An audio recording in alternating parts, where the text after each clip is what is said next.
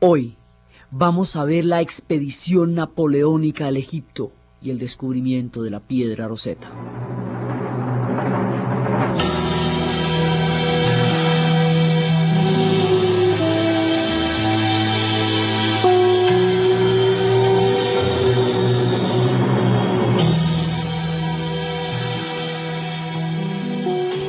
La vez pasada habíamos visto cómo a través de todas las diferentes corrientes de la historia del Egipto, desde los tiempos de los cristianos hasta los tiempos de los árabes, pasando por los cruzados y la era de Saladino y los mamelucos van a durar mucho tiempo y Egipto va a tener un letargo, una continuidad en la cual ellos seguían manteniendo su dominio sobre los territorios que tenían, y los regadíos estaban abandonados, el país estaba bastante agotado por pestes y hambres, y la historia había transcurrido sin alteraciones en todo el tiempo mameluco.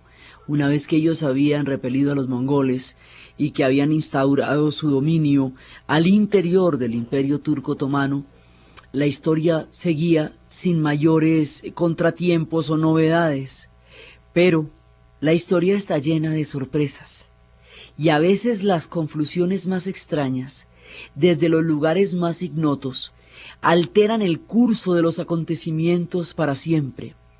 Lo que sucedería a partir del momento en que vamos a empezar esta historia daría fin a 1500 años de silencio sobre el tiempo de los faraones.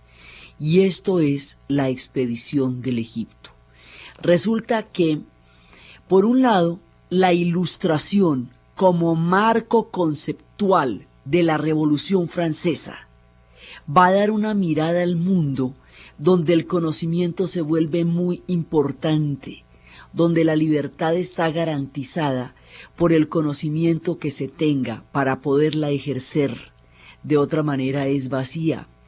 La idea del conocimiento, la idea de la Ilustración como condición del avance de la razón en las sociedades humanas, el espíritu de Diderot que hizo posible la enciclopedia como una manera de popularizar el saber y de permitir el acceso público y masivo, dentro de lo que masivo pudiera ser la época, al conocimiento que se había acumulado en la humanidad, da un espíritu que permite ver de otra manera el mundo que ellos se van a encontrar. Sin este espíritu, probablemente hubieran visto lo mismo, sin reparar en nada, y el silencio no se hubiera podido romper, porque no había nacido una mirada que lo hiciera posible. Los franis volverían, como habían vuelto en tiempos de las cruzadas. Volverían, pero con otro espíritu, con otra mirada y con otro talante. Vendrían para cosas diferentes. Napoleón había desarrollado unos sueños de grandeza impresionantes y va a emprender una expedición militar que, militarmente hablando, va a ser un desastre y no va a servir para nada, pero que desde otro punto de vista va a ser uno de los puntos más importantes en toda nuestra historia. Y resulta que Napoleón estaba en el directorio y en esa época se consideraba que él era un hombre tan supremamente peligroso en esta primera parte, que era mejor tenerlo por allá lejos. Ya había hecho sus conquistas en Italia, pero todavía no había empezado su gran gloria, y lo consideraba que entre más lejitos mejor, que muy brillante, pero que entre más lejitos mejor. Napoleón tiene un sueño, y es vencer a Inglaterra por la ruta de Alejandro Magno. Tiene el delirio de hacer lo que hizo Alejandro, como también lo tenía Julio César. Como los grandes conquistadores siempre se dan la medida de lo que fue Alejandro Magno, siempre se quieren dar la garra con él y siempre quieren superarlo o igualarlo, y Alejandro Magno todavía no tiene ningún parangón. Entonces la idea de Napoleón era invadir Egipto, llegar por el Cairo y por ahí entrar a San Juan de Acre, entrar a la Palestina y aislar por la vía del Medio Oriente la ruta de Inglaterra hacia la India.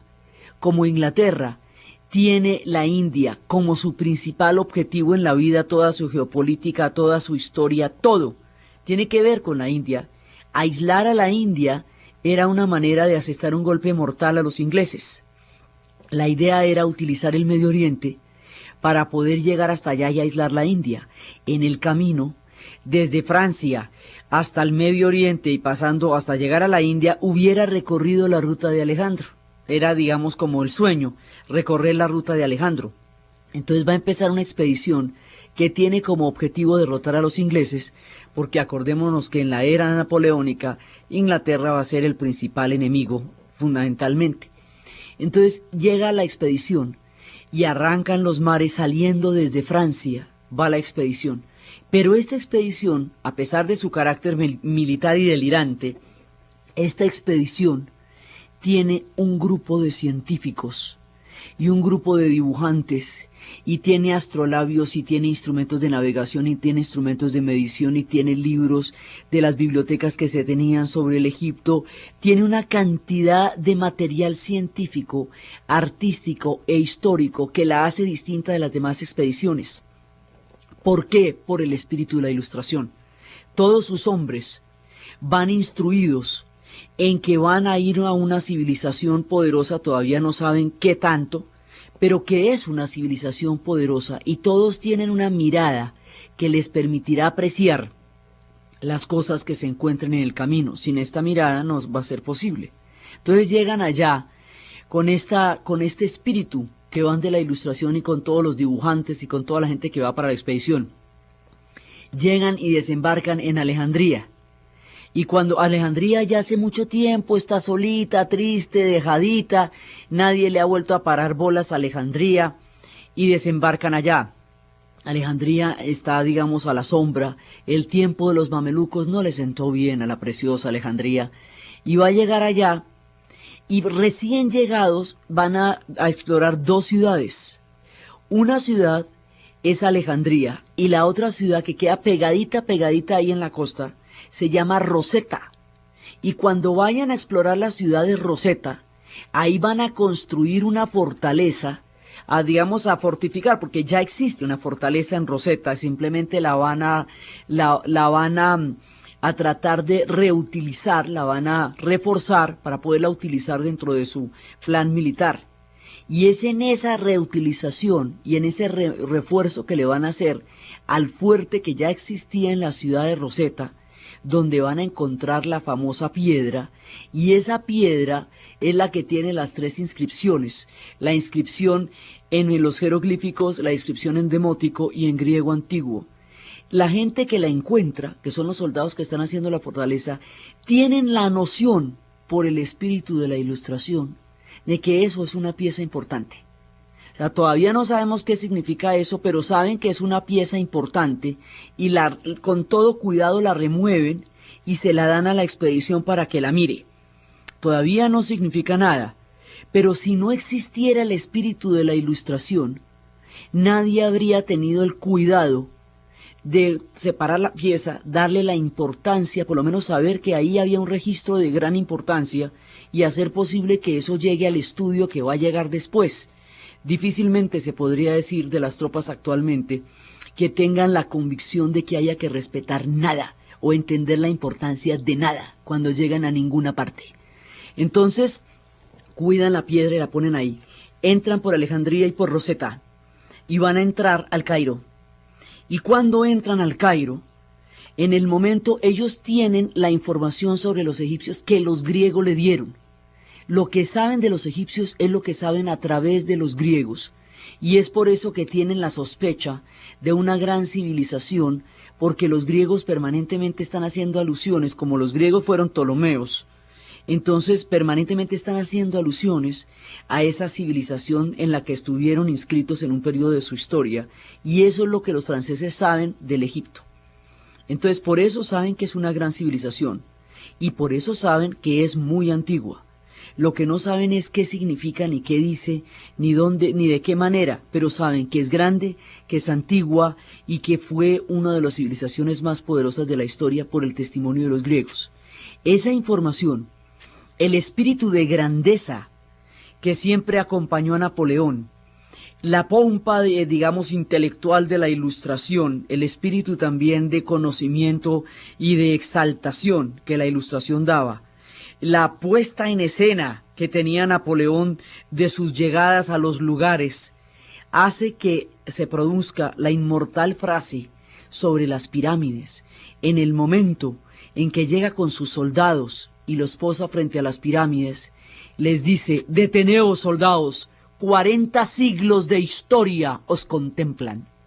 Y con esto les pone la historia sobre sus hombros y el primer contacto de los franceses con lo que será el mundo de los inmortales. Entonces, en ese instante, empieza lo que va a ser la campaña militar, pero ya hay una conciencia de que se está pisando una tierra de unas proporciones épicas que ellos apenas y pueden imaginar, y que Napoleón tiene de todas maneras claro, a pesar de todos los vacíos de conocimiento que hay sobre esta tierra tan magnífica a la que llegaron.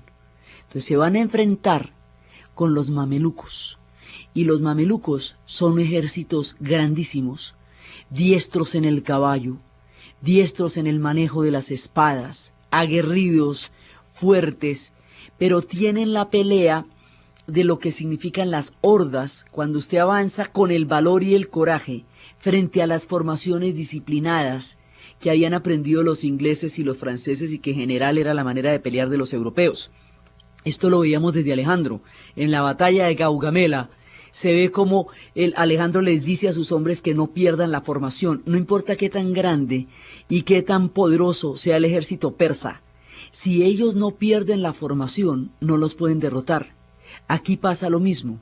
Los franceses van a mantener las formaciones, y esas formaciones, esa disciplina bélica que desarrollan los europeos es tremendamente efectiva, y con el tiempo va a ser superior en términos de efectividad militar a la carga de los mamelucos, que embisten de una manera desordenada, llenos de valor, llenos de coraje, de habilidades, de destrezas, con todas las joyas, con los turbantes verdes brillantes, en esa cantidad de caballos, en una explosión cinematográfica de 120.000 extras, se da la batalla de los mamelucos contra los franceses, pero la disciplina militar de los franceses termina por imponerse sobre la bravura y sobre la embestida.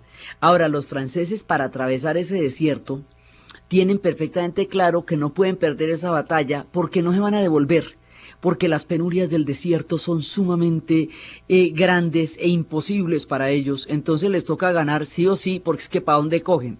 Entonces se van a enfrentar con toda la disciplina militar a esta cantidad de mamelucos en el escenario del mundo de los egipcios, y esa es la primera batalla de la campaña militar.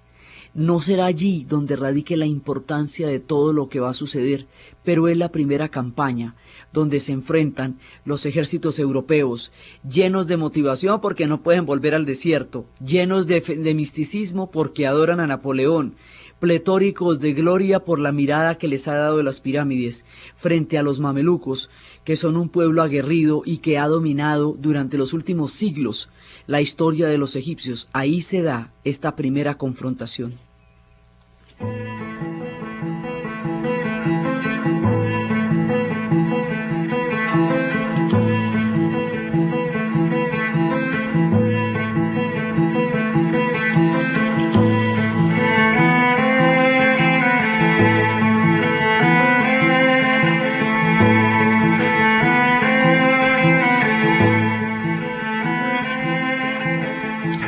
Esta batalla la van a ganar los franceses, esta primera batalla. Pero después de esta primera batalla, el Imperio Otomano va a mandar tropas para reforzar a los mamelucos, porque de acuerdo con los tratados de Francia con los otomanos, Francia no podía invadir a Egipto porque Francia, frente a los ataques de las guerras anteriores, se había puesto del lado de los otomanos contra Austria. Entonces los otomanos van a considerar que esto es un desafuero y van a mandar tropas. Y en esas tropas van a llegar albaneses.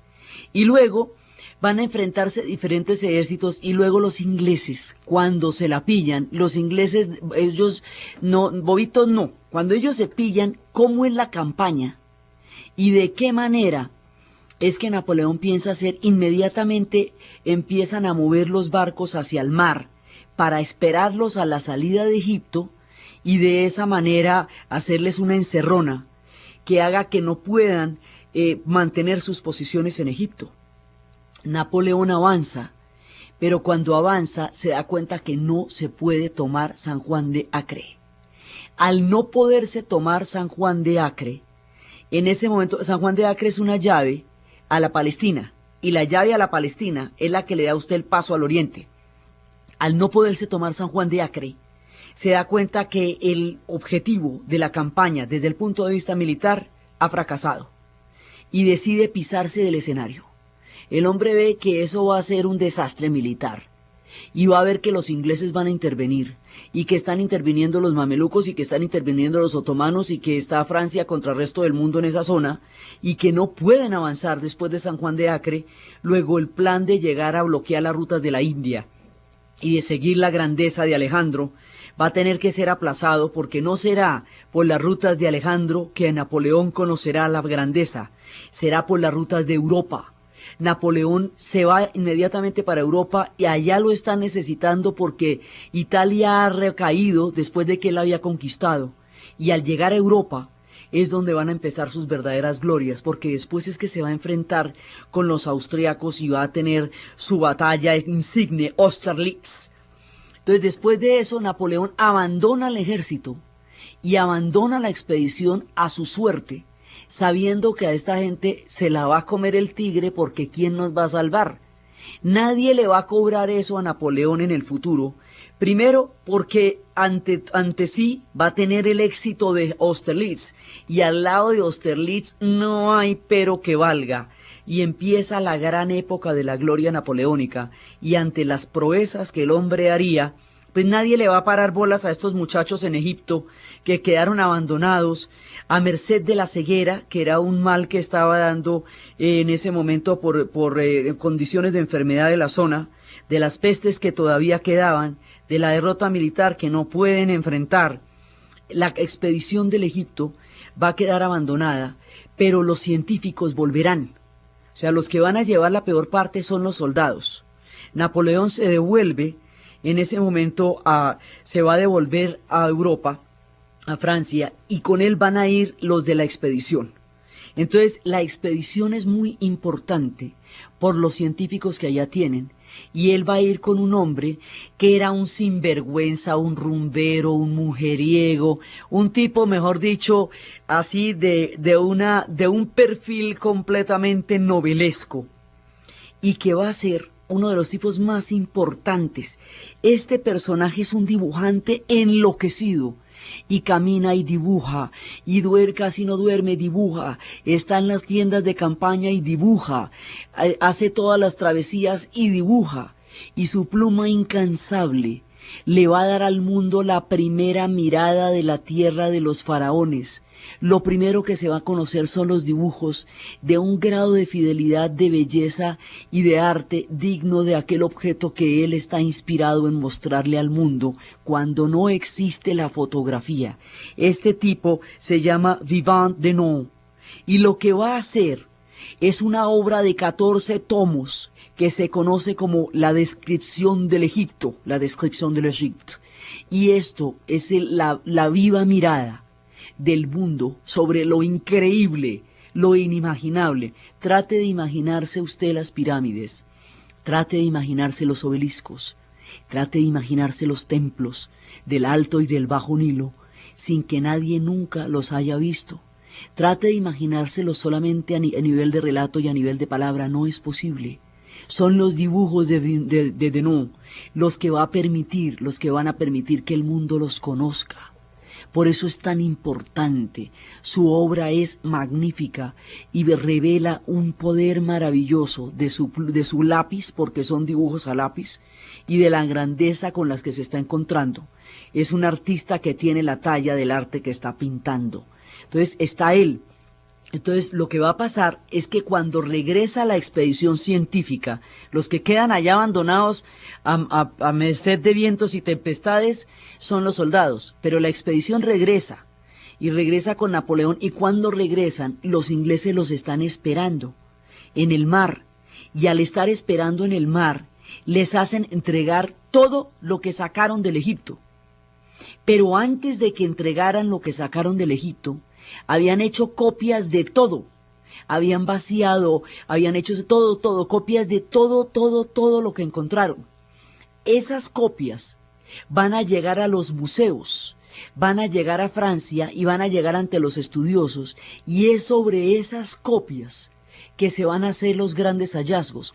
Por eso, la piedra Rosetta se encuentra en el Museo Británico, porque los ingleses, el ala egipcia del Museo Británico, que es uno de los puntos más importantes de todo el museo, fue lo que le tumbaron a los franceses, que a su vez lo estaban saqueando del Egipto, y que terminó en las salas del museo. Por eso la piedra Rosetta está envuelta en una urna de cristal, como la pieza más preciosa y más fantástica que se encuentra en la actualidad en el Museo Británico. Pero las copias, todo lo que se sacó de esto va para Francia, y es sobre ese material que se va a hacer toda la investigación.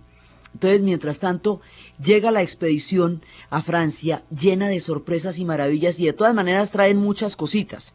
En todo caso, el material que traen es suficientemente revelador y suficientemente maravilloso para poder dar a entender la genialidad de lo que han descubierto. Aunque muchas cosas no sean originales, aunque los originales vayan a parar en el Museo Británico. Va a haber un museo napoleónico en Francia, que se va a fundar con todo esto, que después se va a llamar el Museo Louvre, y que va a estar a cargo de Vivant Denot. Es al que Napoleón le encarga que haga toda esta misión, y el hombre va a tener la talla para entender los acontecimientos. Entonces van a empezar a llegar las obras, y el mundo no puede creer las cosas que han venido del Egipto, porque nada de eso es posible para la imaginación. Entonces, primero se van a encontrar con un cónsul italiano que estaba allá, que era Belzoni, y Belzoni era un coleccionista, y el hombre era un coleccionista a lo bestia porque sacaba las cosas de la manera más burda, pero esa colección era importante para que pues, se pudiera ver lo que estaba pasando en ese momento en Egipto. Entonces hay una colección de Belzoni, y por el otro lado están los dibujos de Vivant Denot. Están llegando las serigrafías y están llegando las piezas en ese momento al Museo Británico, y en Inglaterra, en Francia y en Alemania se va a desatar la fiebre. En una de esas hay un personaje que ha nacido con una salud precaria, un personaje con un carácter delirante, que tiene unas fiebres, de pronto le dan unas fiebres así, un personaje con un genio, con un talento, que desde muy temprana edad se ha revelado como un prodigio. Un personaje que es el que va a romper los 1500 años de silencio que nos separan desde el último día en que el último de los sacerdotes cerró la última puerta del tiempo del templo de Philae, en el momento en que terminaba y declinaba el ocaso de esta civilización, cerró la última puerta, leyó el último jeroglífico. Desde el día en que la última inscripción de Philae fue leída, 1500 años pasaron, hasta el momento en que este personaje, cuyo genio y cuyo prodigio rompiera ese silencio, entrara en contacto con la fascinación del mundo del Egipto y diera la llave para el hallazgo de esta gran, impresionante civilización. El personaje que le daría toda la importancia a la expedición del Egipto todavía no estaba allá, no fue con ellos, era un niño y apenas estaba empezando a leer. Este niño va a tener una educación muy esmerada, porque su familia recibió un abad en tiempos de la revolución que andaba fugitivo, y él le enseñó latín y le enseñó griego, le enseñó las primeras lenguas. Su hermano, aquí va a haber una relación muy particular. Este personaje, ya lo sabemos, ya todos lo tienen en la cabeza, Jean-François Champollion. Jean-François Champollion es este niño que va aprendiendo lenguas de una manera voraz y desaforada, que se las va enseñando el abad, que se las va enseñando su hermano. Jean-François tiene un hermano que se llama Jacques, y Jacques Champollion, que es 12 años mayor que él y es un académico, comprende primero el potencial y luego el prodigio de este niño, y lo va a sostener toda la vida. Y va a hacer posible que este personaje se dedique a cultivar su genio de una manera similar a como Theo protegió e hizo posible la obra de Vincent van Gogh. Con toda el carácter turbulento de Van Gogh, le era muy difícil ganarse la vida. Lo había nacido para pintar y eso se lo solucionó Theo de una manera similar. Jacques va a ayudar toda la vida a su hermano Jean-François. Y esa ayuda, ese conocimiento, esa dedicación, esa devoción, le van a permitir desarrollar su genio a Jean-François Champollion. Entonces este personaje, entre lo que le enseña el hermano, que le enseña un poco de lenguas, entre lo que le enseña el abad, cuando tiene 16 años ya habla 12 lenguas. Está hablando y conoce muchas lenguas orientales. Él habla griego, habla latín, él habla hebreo, va a aprender a hablar copto. El copto todavía se hablaba. Y como el copto nadie lo hablaba en Europa, él decía que él hablaba copto consigo mismo, como el maestro Chandía. Cuando le preguntaban, maestro, ¿y usted habla griego? Y dice, ala, ¿pero con quién? Entonces, así, Champollion hablaba copto consigo mismo, porque, ¿cómo más? Habló farsí también, de las lenguas de los antiguos pueblos del Irán. Hablaba todas estas lenguas, y en esa época llega a Grenoble, la tierra donde él estaba, uno de los personajes que participó en la expedición del Egipto que se llama Fourier. Y este personaje va a llegar como profesor a la universidad, a Grenoble, y en Grenoble va a conocer a Jean-François Champollion, impresionado por el talento desbordante que este chico tiene en lenguas. Este chico es un prodigio, a los 17 años lo van a admitir oficialmente en las academias de la lengua porque es demasiado brillante a pesar de su corta edad y siempre va a pensar como una persona mayor. Este personaje le va a llamar muchísimo la atención a Fourier. Y Fourier se lo va a llevar un día para su casa, lo va a invitar a conversar con él en vista de que le parece un tipo interesantísimo. Cuando está conversando con él allá y empiezan a mostrarse las maravillas, porque claro, pues Fourier había traído muchas cosas de Egipto. Entonces Champollion empieza a mirar todo lo que Fourier trajo de Egipto y le empieza a producir esa fascinación por todas estas figuras, esa fascinación por todas esas tierras que vienen de un mundo que en esa época era árabe y mameluco, pero que vienen de un mundo muy anterior. Champollion siempre que le hablaban de los griegos decía, ¿y qué hay antes? Y le decían los romanos, ¿y qué hay antes? Y siempre le decían los egipcios, ¿y desde cuándo? Él siempre decía, ¿y qué hay antes? Y el alba de los tiempos le daba siempre en el lado de los egipcios. Entonces se sienta a hablar con Fourier y le pregunta qué significan esas inscripciones que están grabadas en todos los recuerdos, en todas las cosas, en todo el material de análisis y de estudio que tiene Fourier en su casa. Fourier le dice, no sabemos, nadie sabe qué significan. Champollion pronuncia su famosa frase, yo los leeré, yo sabré qué dicen. Así como Schliemann desde pequeño diría que él descubriría Troya desde cuando se aprendió la Ilíada y la Odisea a los 8 años, Champollion, siendo todavía un adolescente, asegura con toda certeza, él descifrará lo que dicen los jeroglíficos, él podrá leer y él podrá entender lo que dicen los viejos y antiguos mundos del Egipto, en las tierras que ahora son de los árabes y de los mamelucos, y cuyo silencio ningún científico de la época, por más maravillado que se encuentre, habrá podido hasta entonces descifrar.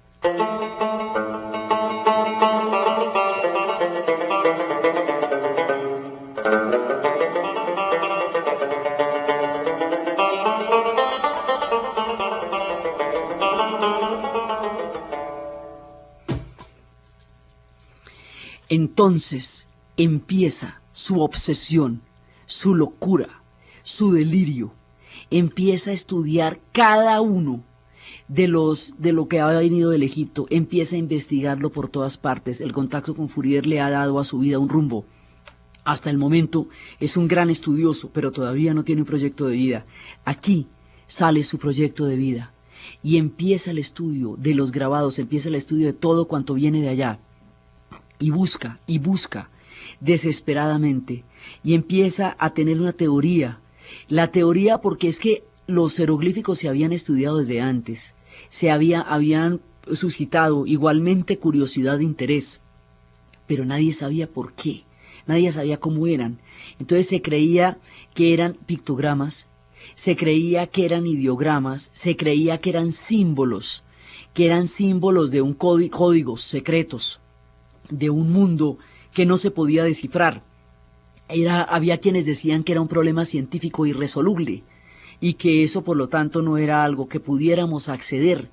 Entonces hay una cantidad de miradas sobre los jeroglíficos que no permiten descifrarlos, porque si usted los entiende como símbolos, o usted los entiende como pictogramas, o como dibujos, digamos porque tienen, como la referencia son las lenguas orientales, entonces piensan que son ideogramas o pictogramas como son las lenguas chinas y japonesas, pero esto no. O piensan que son símbolos, pero esto no es símbolo. Entonces, gracias a la cantidad de conocimientos lingüísticos que tiene Champollion, gracias a todo lo que él va a poder entender y comprender de las lenguas, el tipo empieza a acercarse a esto y dice, esto es un alfabeto. Esto es un alfabeto en el sentido en que nosotros tenemos alfabetos. Y aquí tiene que haber una correspondencia entre estos signos y lo que son las letras. Con esa idea, sin esa idea no es posible, con esa idea, cuando él ve los grabados, cuando ve las copias de la piedra Rosetta, entonces es que la piedra Rosetta se convierte en una llave del futuro y en una llave de encuentro con el pasado, porque hay quien tenga la mirada para poderla descifrar. Porque si no hubiera podido pasar desapercibida. Entonces cuando encuentra este documento, él no va a verla personalmente, va a ver el documento, en el documento el tipo la mira y la analiza, y dice, esto es un alfabeto, y está escrito en jeroglífico, que es el lenguaje sagrado, está escrito en demótico, que es el lenguaje popular que hablaba el pueblo en Egipto, porque digamos, el lenguaje de los jeroglíficos, como era una escritura sagrada, estaba en el dominio de los faraones. Entonces la gente lo que hablaba era el demótico. Y la tercera inscripción está en griego. Griego antiguo, así que nos salvamos. Esto está en griego antiguo. ¿Por qué? Porque es una inscripción del tiempo de los Ptolomeos. Y como es del tiempo de los Ptolomeos, pues está en griego. Entonces hay una cosa que llama la atención, que se llaman los cartuchos. Un óvalo que rodea ciertos signos de este alfabeto, y los franceses lo van a llamar cartuchos porque les parece similar a las balas que ellos están empleando, pues digamos a las balas que tenían para su ejército. Estos cartuchos se repiten y se repiten y se repiten muchas veces.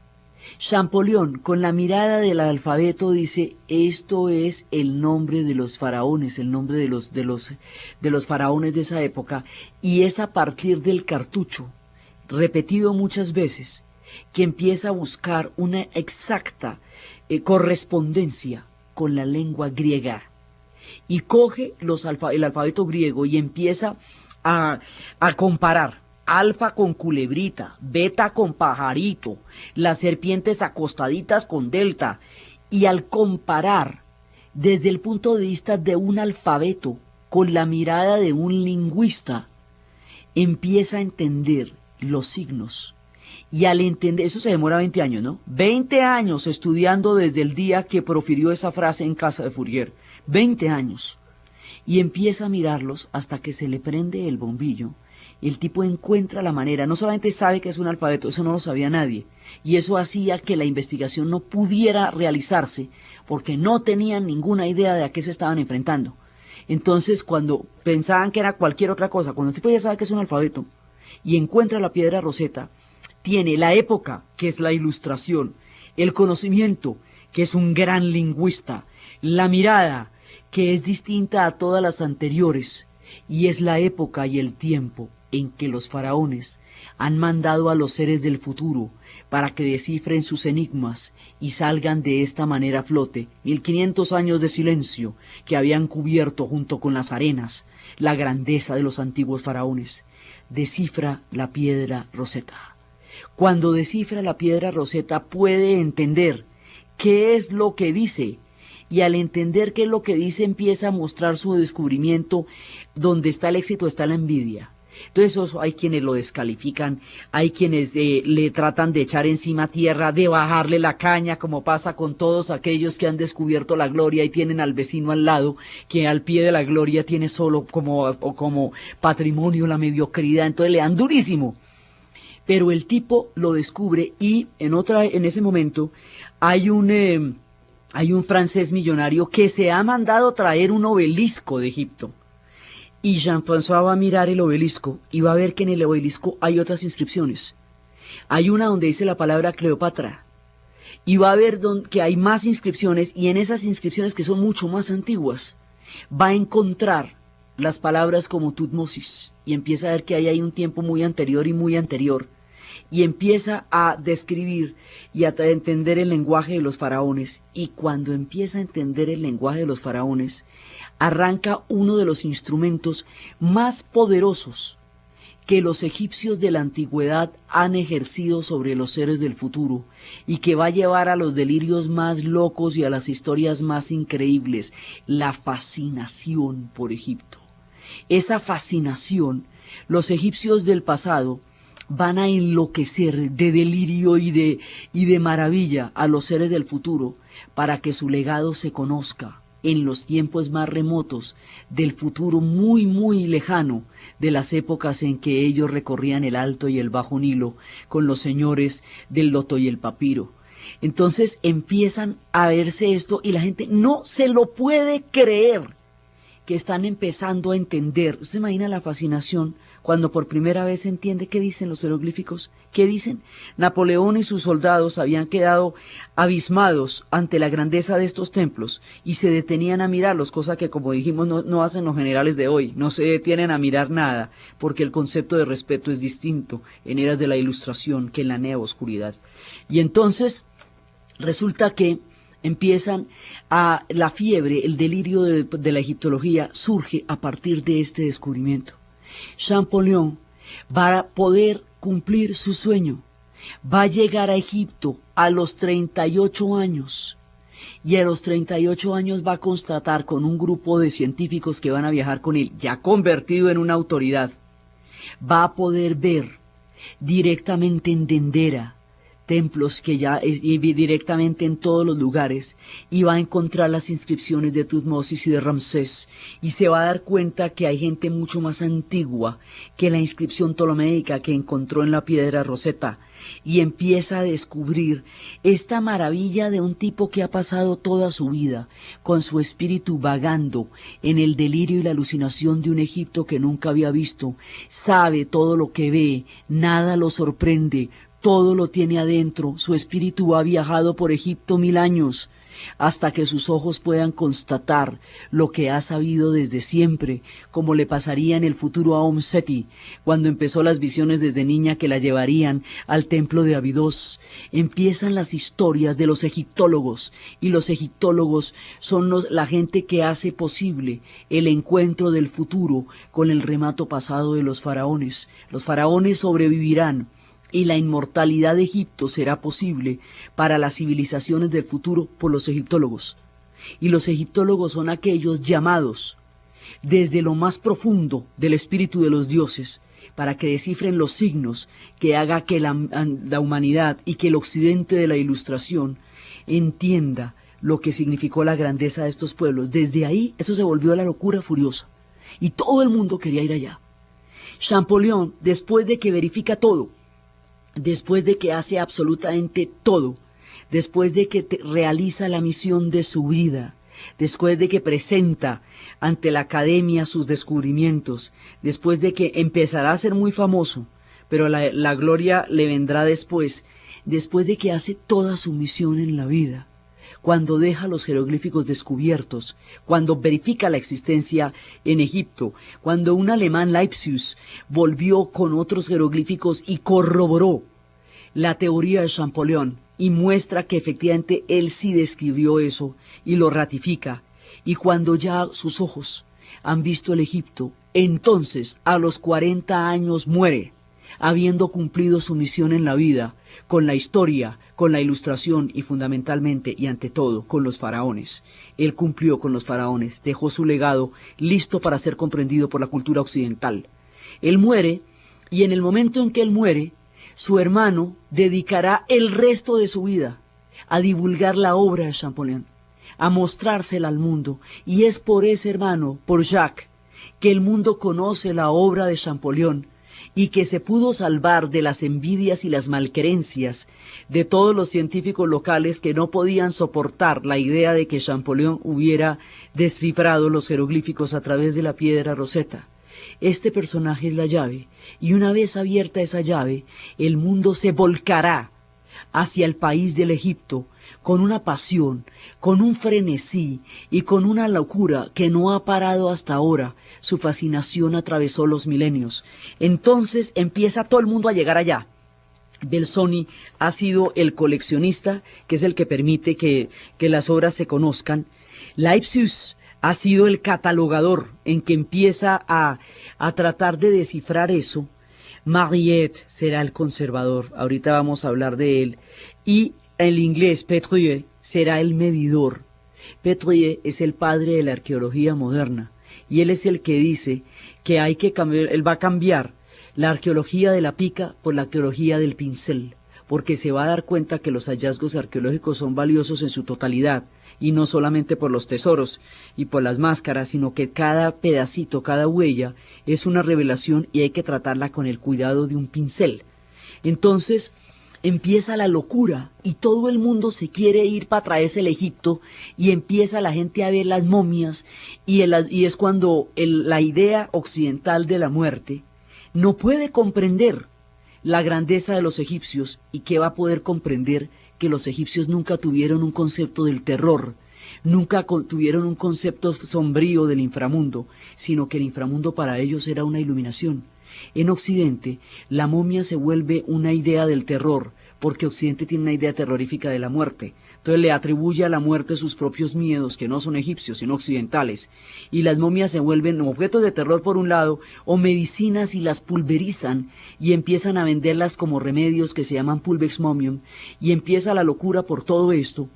Y cuando el guaqueo va a ser una cosa impresionante, cuando todo el mundo enloquecido va a traerse el Egipto entre las espaldas, cuando ya nadie puede detener lo que está pasando, cuando las autoridades todas son sobornables, cuando no hay manera de detener esta hojarasca, esta hecatombe de gente que llega a Egipto, entonces la historia y los faraones mandarán a Mariette, y Mariette sería el cónsul allá, y Mariette va a utilizar todo el poder que tenía en ese momento para reglamentar el que no se puedan sacar las piezas egipcias, y va a crear el Museo del Cairo. Y la creación del Museo del Cairo es lo que va a hacer posible que los egipcios tengan derecho a su propio legado, o si no lo hubieran devastado y lo hubieran guaqueado todo. Les han saqueado muchísimo, muchísimo, muchísimo. Entre lo que está en Londres, lo que está en París y lo que está en Berlín es impresionante, pero aún así su legado era tan grande que eso no altera la monumentalidad y la grandeza del Valle del Alto y el Bajo Nilo. Pero el legado de los egipcios se lo deben a Mariette y al Museo del Cairo. Por eso, en el actual Museo del Cairo está enterrado Mariette en una mastaba, como los grandes faraones. Está enterrado ahí porque es la manera como los egipcios le tributan la gratitud por haber salvado su legado. Entonces van apareciendo hombres que vienen del continente europeo, de donde alguna vez vinieron los franis, pero ya no tienen esas miradas de los franis, ahora tienen la mirada de la Ilustración, y la mirada de la Ilustración hace posible el entendimiento sobre el mundo de los faraones. Entonces se crea el Museo del Cairo. El Museo del Cairo es importantísimo. Y de aquí en adelante van a llegar todos los egiptólogos y van a empezar a sacar de las arenas, donde han estado enterrados durante milenios, los grandes tesoros, y más adelante van a empezar primero a tratar de sacar con a punta de balde las arenas que cubren Abu Simbel, y después van a una parte hasta que finalmente David Roberts lo pueda ver en su magnificencia y lo pueda pintar. Van a llegar todos los egiptólogos, la primera parte de ellos son los del siglo XIX, que son los que están empezando a descubrir, a tratar de entender, a adentrarse entre los templos, a sacarle la arena, a hacer físicamente recuperable el legado.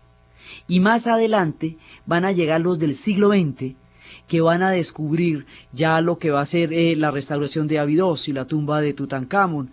Esto va a ser una secuencia que de aquí en adelante y hasta nuestros días no se detiene, porque todavía hay muchísimo, muchísimo que descubrir y que averiguar acerca del país del antiguo Egipto. Entonces después es que Leibniz los va a periodizar y va a encontrar que eso hay 3 imperios ahí, va a encontrar que había 3 reinos de diferentes épocas, y empieza todo el estudio y las piezas y todas las historias que van generando la fascinación, y la fascinación se vuelve el arma de ellos para ser conocidos por la historia, la clave para ser conocidos por la historia, y es a través del delirio que garantizan su inmortalidad en la era moderna, manteniendo a la gente en un grado de hipnotismo tan grande que nunca los abandone y siempre esté tratando de descifrarlos. Son tantos los jeroglíficos y tanto que una persona puede escribirlos durante día y noche y pasaría 20 años y no terminaría.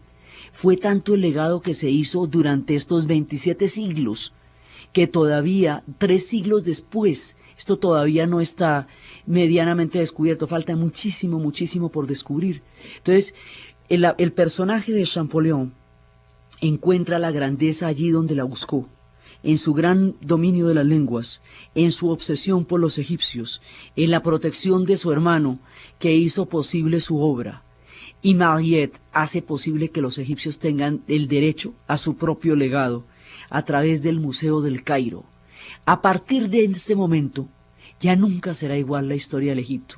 El tiempo de los mamelucos, con todas sus historias, empieza a desvanecerse. Ellos todavía seguirán ahí, pero empieza a desvanecerse, porque ya Egipto entra en contacto con los europeos. Los franceses no van a durar sino realmente un año ahí, y después van a entrar los ingleses. Pero los franceses van a tener un impacto cultural tan grande por todo lo que está pasando, que los egipcios todavía los recuerdan como una parte importante de su acervo cultural, mucho más allá de lo que recuerdan los ingleses, a pesar de que hablen inglés en este momento. Entonces empiezan a encontrarse con todo esto, pero la expedición del Egipto no solamente trae todas estas maravillas para las cuales el motivo militar era irrelevante. Militarmente hablando, fracasaron como no se pudo de otra manera. Pero lo que sí van a hacer ellos es que van a hacer posible la mirada del mundo hacia Egipto. Y entre la gente que traen en ese momento para combatir a los franceses dentro de las dinámicas de la historia, van a traer a un personaje que es albanés y viene mandado por los turcos otomanos. Ese tipo viene mandado por los turcos otomanos y va a combatir a los franceses, y resulta que los va a derrotar. Se llama Mahmet Ali. Mahmet Ali va a ser el gran modernizador de Egipto. El tipo es analfabeta cuando llega. Y al principio se enfrenta con los franceses, los derrota, y supuestamente viene a apoyar a los mamelucos. Y luego, cuando termina la Revolución Francesa, cuando muchos de estos genios van a ser perseguidos por bonapartistas, muchos de ellos se van a refugiar en Egipto ante la gloria y la grandeza de lo vivido allá, y se van a poner en contacto con Mahmet Ali, y el tipo les va a decir: bueno, a ver, écheme el cuento, ¿qué es la ilustración? ¿Qué es eso que ustedes tienen? ¿Qué es la idea del progreso? Cuénteme, cuénteme a ver. Y empieza a absorber todo el legado de la ilustración francesa, y empieza a crear el proyecto de modernizar Egipto, y empieza a restaurar los canales, y empieza a darle toda una nueva vida al país, y los templos empiezan a poderse ver, y es por el mandato de este tipo, es durante el mandato de Mahmet Ali, que va a gobernar durante 50 años, que es posible que se puedan mirar todos estos monumentos, que se puedan encontrar todos estos templos, que se pueda dar todas estas expediciones durante y después de la era napoleónica, porque después de la era napoleónica este hombre se va a hacer partícipe del legado que los franceses vienen a dar, y que hace posible el clima histórico, el clima cultural, para poder entender a los faraones. Entonces los faraones vuelven a aparecer en nuestro relato, después de 1500 años de silencio, y ya no se irán jamás de nuestro lado, porque el mundo ya ha experimentado la fascinación de su inmortalidad. Ellos son los invitados de nuevo a nuestra historia. Y este personaje, Mahmed, que es el modernizador de Egipto, que va a ser el gran reformador, el que dé el paso a la modernidad y el que sea capaz de comunicar con la grandeza y con un proyecto de nación de los egipcios, es el tema de nuestro siguiente programa. ¿Quién era este tipo? ¿Cómo modernizó Egipto? ¿Y cómo va enfrentando Egipto el mundo de la modernidad?